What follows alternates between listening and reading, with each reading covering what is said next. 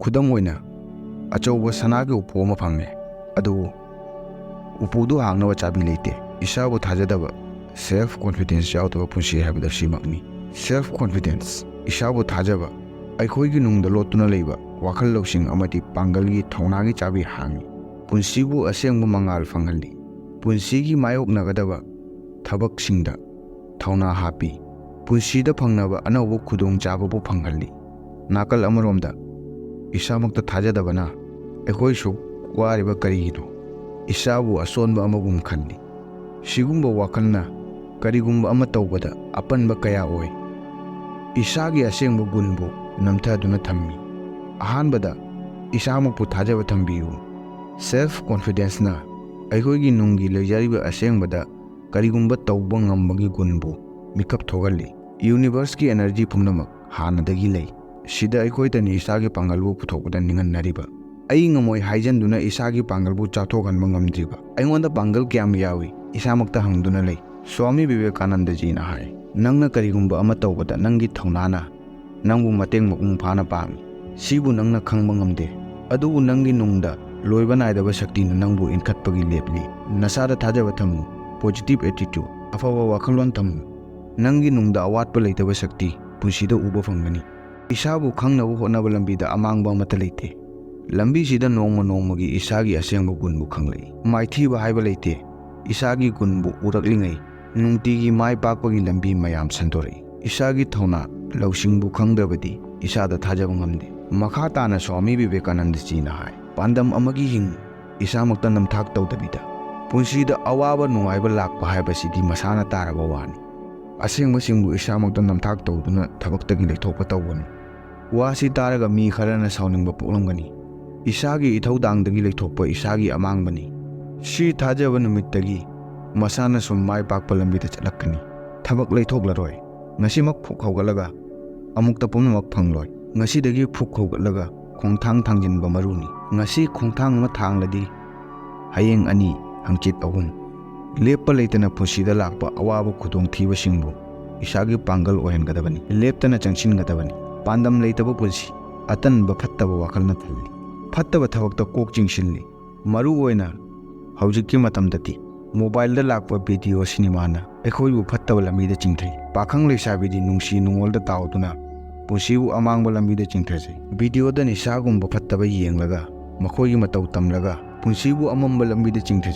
सिगुम्बसी येंगलगा इसादा ngaiहाकी चाउथोकजब अमा पोखल्ली चाउथोकजबदुना निसादु तौनबा अखोइगी ब्रेन न मतेंग पांगी असुमना मतौ तंबा हौरई पुंसीदा सिगुम्बसिंगसी खर खर तौरंबदगी करमना अखोइगी पुंसी लमचत अमा ओहि खंगौदे पुंसीदा पांदम थमद्रबदी करिगुम्बा अमा लई हाइबसी अखोइना खंगलक्ते वाखलदा पोट पुंबा कानदबा अवाबा मोंगदा उई मीसिंगना नंगबु मी ओइना लौदे हाइनासु खलक्कनी पांदम अमा लैरबदी नंग मीना मवा लौई लौते थीबगी मतम फंगलोय नंगी पांदमदुबु फंगनबो होनाबदा मफम अमदा चटलसु कायदा चटकनी हाइबा पांदम लैत्रबदी चटलसु कायदा चटलिनो खंगोय पांदम यावदना अखोइना ngमगदबा थबक्तुसु ngमदे पांदम वाखलबु थौना लौसिंग हापगी मैरानी असेंगबा वादी ईश्वरना अखोइबु अखन्नबा थबक अमगिदमक थारकपनी मी पुनो मागी मागी पुसीदा मरु ओय नंगबु अतोपना अतोपतगी तोंगानबा अमा सेमगदबा नते नंग नसामंगना नंगी पुसीबु तोंगानबा मरु ओबा मी अमा सेमगदबनी अतोपसिंगदगी पुसीदा हेना मांग काखरबा मसाबु अतोपदगी हेना मरु ओबा सेमखरबसिंगना मोइगी पुसीगी वारीदगी ममल लेरबा वा कया तंबिरमली कनागुम्बा अमना अतोपना करिगुम्बा अमा तौरिबदु चुम्मी लाले हायरी मसामकी पुंसीदी करिनो खंगद्री स्वामी विवेकानंद कुंबा मीसिंगदगी मोइगी पुंसी वारीदगी अखोइना तंबा याय लूरिबदी तमनिंगदबना पुंसीबु माइकई लाना चटपना कानबा लेते हाइबसी खंगदबननी पांदम अमबु तौबदा लेजबा पांगल लौसिंग पांदमदुदा चिंसिल्लु थमोइगी इथकी पोंबु नंगना चांग नायना थंबा मरु ओय थमोइबु चांग नायना थंबदगी नंगना तौबा थबक्ता चांग नायना थंबा ngमगनी थमोइदा वाखल मखल मखल लाई ngaihaksu harawani ngaihaksu wakal nungairoi Meena करिगुम्बा अमा हायरगलसु वादबु खल्लगा वाखलबु नुंगाय हनगनी वहनगनी वाखलना मथक मखा ओइरसु नंगना तौरिबदुदा मपुंग फाना अमदि थबक्तुदा थाजबा थमलगा तौबा हौरबदि नंगना खंगलक्कनी वाखलबु करमना चांग नायना थम्मी करमबा मतांगदा वाखलसि ngauchatnai अमदि करमना वाखलबु चांग नायहनगनी हायबा खंगलक्कनी सिगा लोइनना थबक्तुदा थवाय यावबा अमदि थबक्तु तौबदा पांगल थोकलक्कनी असुमना थबक तौरबदी नंग थबक्तगी लेथोक्लोय स्वामी विवेकानंदना हायरमी नंगी पुंसी पांदम अमगी हिंगु पांदमदुगीदमक सोर होलु नंगी पुंसीबु पांदमदुदा कथो नंगी हक्चांगी पार्ट्स पुनमक पांदमदुगी ओयहल्लु अदुगा अतै अतोपसिंगबु मरु ओइना खल्लुरनु असुमना तौरबदी नंगी माय पाकबु थिंबा ngamba कनासु लेरोय स्वामीजी ना मतम पुंबदा हाय करिगुंबा अमा होनाबा मरि तौबा लेपकनु ईश्वरना अखोइबु तुमिन्ना फमदुना मतम मांगनबगी अमदी कानादबा पोता मतम मांगनबगी अखोइबु सेमलकपा नते मतमबु पामुदबा मीसिंगी कोकता फत्तबा वाखलना युम साजिल्ली मतम मांगनबा मीसिंगी वाखल फत्तबा वाखलना कोनसिल्ली मतमबु पामुदुना थबक तौरबदी नंगी वाखल नुआइबना थलहल्ली सीना वाखलदा अफाबा पुरकपगी येनिंग होलहल्ली तौरिबदुदा नुआइबा अमा फावी करिगुंबा अफाबा अमा तौबगी पुंसीदा लंबी अमा उवा फंगनी फत्तबा वाखलसिंग मांगखी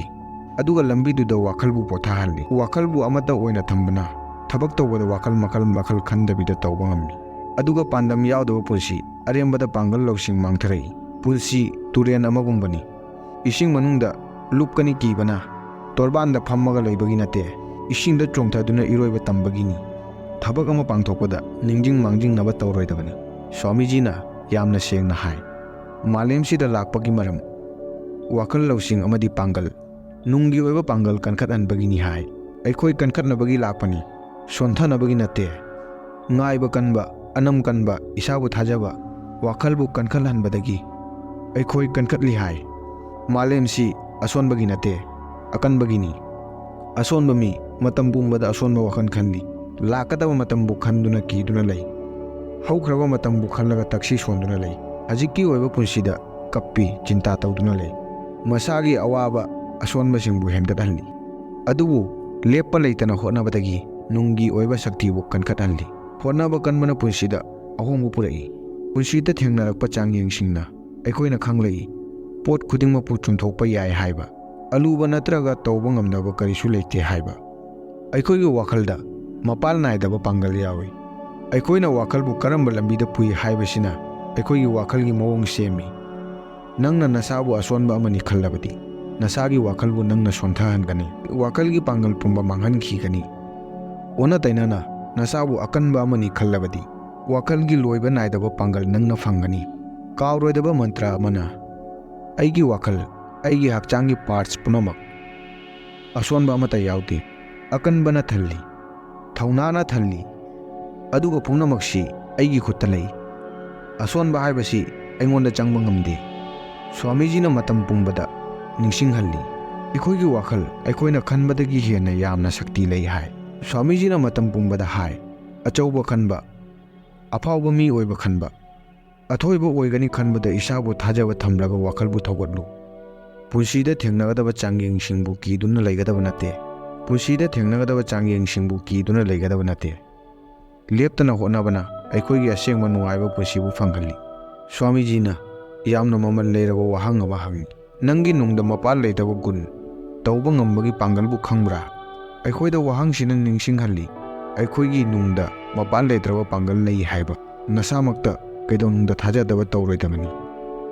असेंगबदा हिंगबा तमु मीना वा अमा हायरगा थाजदुना वादुगी तुंगदा चटपा तौरोइदबनी करिगुंबा पांदम अमबु हौगे खल्लबदी ngaihak matam puthokलागा पांदमदुगी मरमदा खल्लु तौदोरिबसी तसेंगना ममल लेगद्रा सीना आइगी फंगनिंगलिबसिंगबु फंगनगद्रा सीना आइगी मंगलानबु मपुंग फाहनगद्रा असुमना करिगुंबा अमा तौद्रिंगाइदा वाखलना खलहल्लु हंगलिबा वाहंगी पाउखुम फंगलागा मखा ताना चटकदबनी नंगना थवाई यावबा नंगना नसाबु कथोकपा मतम पीखिबसिंगना ओइनिंगलिबदु मपुंग फाहनगनी अदुगा तौरिबदुगी महै फंगलकनी असोनबना मतम पुंबदा अतोपदा ताइने असेंगबा शक्ति अतोपदा थाजबा थमदबा अमदी अतोपना मतेंग पांगनी हाइबगी थाजबा थमदबा इसामक्ता थाजरगा पुंसीदा मांग काबनी अतनबा मीसिंगना कैदोंना पुंसीदा असेंगबा माय पाकपा फंगदे होनरगा फंगबा माय पाकपा असेंगबा नुआइबनी मरमसिना मी अमना होनबा लेपोइदबनी होनबा लेप्तबा माय पाकपगी खुदोलनी सीना नंगी थौनागी हौरफमबु खंगबदा मतेंग पांगी स्वामीजीना नसागी करिगुंबा पांदम अमु ओयहनबा ngambagi शक्तिबु तुंबदगी हौतो हाय नंगना मसिबु खंगबा ngamde ꯑꯗꯨꯕꯨ ꯁꯤꯅ ꯃꯄꯥꯟ ꯅꯥꯏꯗꯅ ꯅꯪꯕꯨ ꯄꯥꯡꯒꯜ ꯄꯤꯒꯅꯤ. ꯅꯪꯒꯤ ꯅꯨꯡꯗ ꯅꯨꯡꯉꯥꯏꯇꯕ ꯑꯃꯗꯤ ꯑꯋꯥꯕꯁꯤꯡꯗꯒꯤ ꯅꯪꯒꯤ ꯃꯄꯥꯟ ꯅꯥꯏꯗꯕ ꯄꯥꯡꯒꯜꯅ ꯌꯥꯝꯅ ꯍꯦꯟꯅ ꯀꯜꯂꯤ. ꯄꯨꯟꯁꯤꯒꯤ ꯐꯠꯇꯕꯗꯒꯤ ꯐꯠꯇꯕ ꯑꯋꯥꯕꯁꯤꯡꯁꯨ ꯅꯪꯒꯤ ꯅꯨꯡꯒꯤ ꯄꯥꯡꯒꯜꯕꯨ ꯃꯆꯤ ꯂꯦꯡꯍꯟꯕ ꯉꯝꯃꯣꯏ. ꯋꯥꯈꯜꯕꯨ ꯑꯐꯕ ꯈꯟꯕꯔꯣꯝꯗ ꯊꯝꯃꯨ. ꯑꯁꯨꯝꯅ ꯅꯪꯒꯤ ꯂꯣꯏꯕ ꯅꯥꯏꯗꯕ ꯅꯨꯡꯒꯤ ꯄꯥꯡꯒꯜꯅ ꯅꯪꯒꯤ ꯅꯨꯡꯗꯒꯤ ꯂꯣꯏꯕ ꯅꯥꯏꯗꯕ ꯄꯥꯡꯒꯜ ꯄꯤꯒꯅꯤ. ꯁ꯭ꯋꯥꯃꯤ ꯕꯤꯕꯦꯀꯥꯅꯟꯗꯅ ꯑꯅꯤꯁꯨꯕꯗ ꯍꯥꯏ, ꯅꯪꯅ ꯇꯧꯔꯤꯕ ꯊꯕꯛꯇꯨ ꯄꯨꯝꯅꯃꯛꯇꯒꯤ ꯃꯔꯨ ꯑꯣꯏ ꯈꯜꯂꯨ. ꯋꯥꯁꯛ ꯑꯃꯒ ꯂꯣꯏꯅꯅ ꯅꯨꯡꯇꯤꯒꯤ ꯑꯑꯣꯟꯕ ꯄꯨꯔꯛꯀꯗꯕꯅꯤ. ꯃꯥꯂꯦꯝꯁꯤ ꯌꯥꯝꯅ ꯆꯥꯎꯕ ꯀꯨꯝꯍꯩ ꯁꯥꯟꯅꯐꯝ ꯑꯃꯅꯤ. ꯑꯩꯈꯣꯏ ꯃꯐꯝꯁꯤꯗ ꯄꯥꯡꯒꯜ ꯑꯃꯗꯤ ꯂꯧꯁꯤꯡ ꯆꯥꯎꯊꯣꯛꯍꯟꯕꯒꯤ ꯂꯥꯛꯏ. ꯈꯨꯗꯣꯡꯆꯥꯗꯕ, ꯄꯨꯟꯁꯤꯗ ꯂꯥꯛꯄ ꯈꯨꯗꯣꯡꯆꯥꯗꯕ ꯄꯨꯝꯅꯃꯛ ꯑꯩꯈꯣꯏꯕꯨ ꯀꯔꯤꯒꯨꯝꯕ ꯑꯃ ꯑꯣꯏꯕꯗ ꯃꯇꯦꯡ ꯄꯥꯡꯏ. ꯄꯨꯝꯅꯃꯛꯇꯒꯤ ꯑꯀꯟꯕ ꯑꯃ ꯑꯣꯏꯕꯒꯤ ꯈꯨꯗꯣꯡꯆꯥꯕ ꯄꯤ. ꯑꯇꯟꯕ ꯄꯨꯟꯁꯤꯗ ꯊꯝꯕ ꯅꯪꯕꯨ ꯃꯥꯏ ꯄꯥꯛꯄ ꯑꯣꯏꯕꯒꯤ ꯌꯦꯛꯅꯕꯅꯤ. ꯃꯇꯝꯕꯨ ꯅꯥꯟꯊꯣꯛꯍꯟꯕꯅ ꯅꯪꯒꯤ ꯄꯥꯡꯒꯜ ꯑꯃꯗꯤ ꯂꯧꯁꯤꯡ ꯃꯥꯡꯍꯜꯂꯤ. ꯇꯝꯕ ꯑꯃꯗꯤ ꯆꯥꯡꯌꯦꯡꯒꯤꯗꯃꯛ ꯑꯍꯥꯡꯕ ꯃꯇꯝ ꯈꯨꯗꯤꯡꯃꯛꯄꯨ ꯁꯤꯖꯤꯟꯅꯒꯗꯕꯅꯤ. ꯑꯗꯨꯒ ꯁꯤꯅ ꯅꯪꯕꯨ ꯆꯥꯎꯊꯣꯛꯍꯟꯒꯅꯤ. ꯑꯁꯣꯟꯕ ꯃꯤꯇꯅ ꯃꯍꯥꯛꯀꯤ ꯑꯁꯣꯟꯕꯁꯤꯡꯕꯨꯗ ꯊꯤꯗꯨꯅ ꯂꯩ, ꯑꯗꯨꯒ ꯑꯇꯣꯞꯄꯒ ꯆꯥꯡ ꯇꯧꯗꯨꯅ ꯂꯩ. ꯃꯔꯝ ꯑꯁꯤꯅ ꯅꯨꯡꯒꯤ ꯁꯛꯇꯤ ꯄꯨꯟꯁꯤꯗ ꯆꯪꯗꯕ ꯌꯥꯗꯕ ꯃꯆꯜ ꯑꯃꯅꯤ. ꯑꯩꯈꯣꯏꯅ ꯄꯨꯟꯁꯤꯒꯤ ꯂꯝꯕꯤꯗ ꯆꯠꯂꯛꯄꯗ ꯑꯩꯈꯣꯏꯅ ꯈꯪꯂꯛꯏ, ꯄꯨꯟꯁꯤꯗ ꯐꯪꯅꯕ ꯅꯨꯡꯉꯥꯏꯇꯕ ꯑꯋꯥꯕꯁꯤꯡꯗꯨꯗ ꯃꯍꯥꯛꯄꯨ ꯆꯨꯝꯊꯣꯛꯄꯒꯤ ꯁꯦꯝꯗꯣꯛꯄꯒꯤ ꯂꯝꯕꯤꯁꯨ ꯊꯣꯛꯂꯛꯏ. ꯆꯨꯝꯊꯣꯛꯅꯕ ꯂꯝꯕꯤ ꯑꯃꯅ ꯉꯥꯏꯗꯨꯅ ꯂꯩꯔꯤ. ꯃꯇꯝꯒ ꯂꯣꯏꯅꯅ ꯑꯩꯈꯣꯏꯅ ꯃꯇꯝꯗ ꯊꯥꯖꯕ ꯑꯃꯗꯤ ꯊꯧꯅꯥ ꯄꯥꯡꯒꯜ ꯁꯦꯝꯕ ꯇꯝꯃꯤ. ꯑꯩꯈꯣꯏꯅ ꯃꯇꯝ ꯄꯨꯝꯕꯗ ꯂꯦꯞꯇꯅ ꯑꯅꯝ ꯀꯟꯕꯒ ꯂꯣꯏꯅꯅ ꯍꯣꯠꯅꯕ ꯑꯃꯗꯤ ꯑꯩꯈꯣꯏꯒꯤ ꯋꯥꯈꯜꯒꯤ ꯃꯄꯨ ꯑꯩꯅꯤ ꯍꯥꯏꯕ ꯈꯜꯂꯒ ꯑꯩꯈꯣꯏꯒꯤ ꯋꯥꯈꯜꯕꯨ ꯃꯥꯏ ꯄꯥꯛꯄꯒꯤ ꯂꯝꯕꯤꯗ ꯄꯨꯒꯗꯕꯅꯤ. ꯑꯁꯨꯝꯅ ꯍꯤꯡꯕꯅ ꯍꯥꯟꯅꯗꯒꯤ ꯑꯀꯟꯕ ꯑꯣꯏꯒꯅꯤ. ꯁ꯭ꯋꯥꯃꯤꯖꯤꯅ ꯍꯥꯏ, ꯃꯇꯝ ꯄꯨꯝꯕꯗ ꯑꯊꯣꯏꯕ ꯑꯣꯏꯅꯕ ꯍꯣꯠꯅꯧ. ꯑꯊꯣꯏꯕ ꯑꯣꯏꯅꯤꯡꯕ ꯃꯤꯅ ꯂꯦꯞꯇꯅ ꯍꯣꯠꯅꯕ, ꯑꯅꯝ ꯀꯟꯕꯒꯤ ꯃꯒꯨꯟ ꯈꯪ. ꯊꯕꯛꯇꯨꯗꯒꯤ ꯃꯤꯠꯐꯝ ꯂꯦꯡꯗꯦ. ꯁꯤꯅ ꯈꯜꯂꯤꯕ ꯃꯪꯂꯥꯟꯕꯨ ꯑꯁꯦꯡꯕ ꯑꯣꯏꯅ ꯄꯨꯊꯣꯔꯛꯏ. ꯃꯇꯝ ꯄꯨꯝꯕꯗ ꯀꯔꯤꯒꯨꯝꯕ ꯑꯃ ꯐꯪꯅꯤꯡꯂꯕꯗꯤ ꯅꯁꯥꯅ ꯍꯥꯟꯅ ꯁꯣꯏꯗꯅ ꯑꯣꯏꯍꯜꯂꯅꯤ ꯍꯥꯏꯅ ꯂꯦꯞꯀꯗꯕꯅꯤ. ꯄꯨꯛꯅꯤꯡ ꯆꯪꯕ ꯑꯃꯗꯤ ꯊꯕꯛꯇꯨ ꯊꯥꯛ ꯋꯥꯡꯅ ꯊꯝꯂꯒ ꯇꯧꯒꯗꯕꯅꯤ. ꯃꯇꯝꯕꯨ ꯂꯦꯞꯇꯅ ꯃꯥꯡꯍꯜꯂꯤꯕ ꯑꯦꯞꯁ ꯑꯃꯗꯤ ꯚꯤꯗꯤꯑꯣꯁꯤꯡꯕꯨ ꯄꯨꯟꯁꯤꯗꯒꯤ ꯅꯝꯊꯗꯨꯅ ꯊꯝꯃꯨ. ꯁꯤꯅ ꯅꯪꯒꯤ ꯄꯨꯟꯁꯤꯒꯤ ꯃꯃꯜ ꯌꯥꯝꯂꯕ ꯃꯇꯝꯕꯨ ꯌꯥꯝꯅ ꯃꯔꯨ ꯑꯣꯏꯕꯅꯤ ꯈꯜꯍꯟꯗꯨꯅ ꯄꯨꯛꯅꯤꯡꯕꯨ ꯆꯤꯡꯁꯤꯜꯍꯟꯒꯅꯨ. ꯑꯁꯨꯝꯅ ꯀꯣꯛꯄꯨ ꯐꯠꯇꯕꯁꯤꯡꯅ ꯊꯜꯍꯜꯂꯤ. ꯃꯇꯝ ꯃꯥꯡꯍꯟꯕ ꯚꯤꯗꯤꯑꯣꯁꯤꯡꯕꯨ ꯌꯦꯡꯕ ꯇꯣꯛꯀꯗꯕꯅꯤ.